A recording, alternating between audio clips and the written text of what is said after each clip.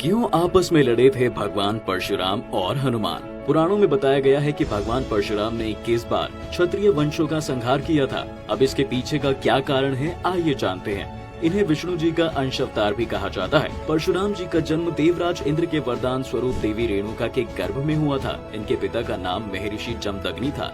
एक बार की बात है, महिष्मती नगर के राजा सहस्त्र अर्जुन क्षत्रिय समाज के हैहे वंश के राजा हुआ करते थे। मान्यता है कि उन्होंने भगवान दत्तात्रेय को अपनी तपस्या से प्रसन्न करके उनसे 10,000 हाथों का आशीर्वाद प्राप्त किया था, जिसके बाद से ही उनका नाम सहस्त्र अर्जुन पड़ा था। शक्तियाँ मिलने के बाद वह बहुत ही अत्याचारी बन गया था और उसके आतंक से सभी प्रजा त्रस्त हो चुकी थी। एक बार राजा सहस्त्र अर्जुन अपनी पूरी सेना के साथ जंगलों से होता हुआ जमदग्नि ऋषि के आश्रम में विश्राम करने के लिए पहुंचा। महर्षि जमदग्नि ने राजा का स्वागत सत्कार किया। मान्यता है कि ऋषिवर के पास इंद्रदेव से प्राप्त दिव्य गुणों वाली कामधेनु नामक चमत्कारी गाय थी। उस गाय की ऐसी अद्भुत शक्तियों को देखकर सहस्त्र अर्जुन के मन में उसे पाने की लालसा उत्पन्न हुई।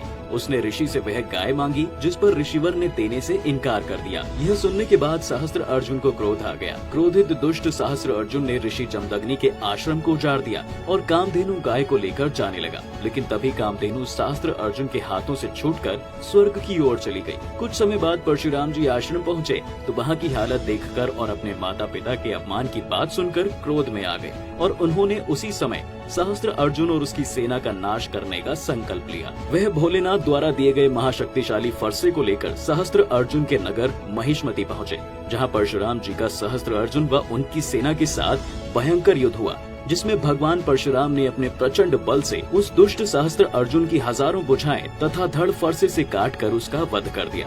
मित्रों, आप सोच रहे होंगे कि सहस्त्र अर्जुन के वध के बाद ऐसा क्या हुआ जो परशुराम जी ने एक या दो बार नहीं बल्कि पूरे 21 बार धरती से समस्त क्षत्रिय वंशों का संहार कर दिया। बताते चलें, सहस्त्र अर्जुन के वध के बाद भगवान परशुराम जी अपने पिता के आदेश अनुसार प्रायश्चित करने के लिए तीर्थ यात्रा पर चले गए। लेकिन तभी मौका पाकर सहस्त्र अर्जुन के पुत्रों ने तपस्या कर रहे ऋषि जमदग्नि का उनके ही आश्रम में सिर काटकर उनका वध कर दिया।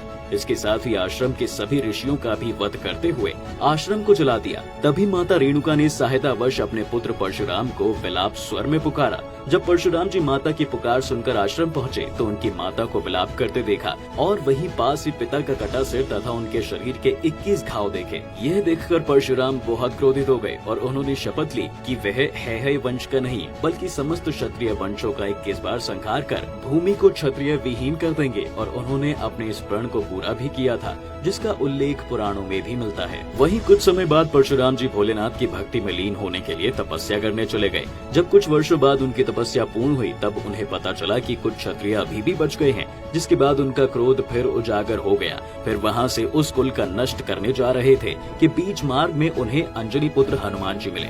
बजरंगबली ने उन्हें समझाने की कोशिश की, लेकिन वह नहीं माने और तब वहाँ उन दोनों वीर बलशाली योद्धाओं का प्रलंकारी भीषण युद्ध आरंभ हुआ। कई वर्षों तक यह युद्ध चलता रहा, कभी धरती लोक पर तो कभी पाताल लोक या कभी समुद्र में। दोनों योद्धाओं के युद्ध के कारण पूरे संसार की व्यवस्था नष्ट होने लगी। तब देवों के देव महादेव युद्ध स्थान पर प्रकट हुए और उन्होंने दोनों के बीच चल रहे उस भयावह युद्ध को रोका। समझाया कि इस तरह युद्ध करने से धरती को हानि पहुंच रही है तथा पृथ्वी का संतुलन बिगड़ रहा है। दोस्तों, ये तो आपने जान लिया कि आखिर क्यों एक दूसरे के विरुद्ध हो गए थे। यदि आपको पहले से किसी बात की जानकारी थी तो नीचे हमें कमेंट करके जरूर बताएं।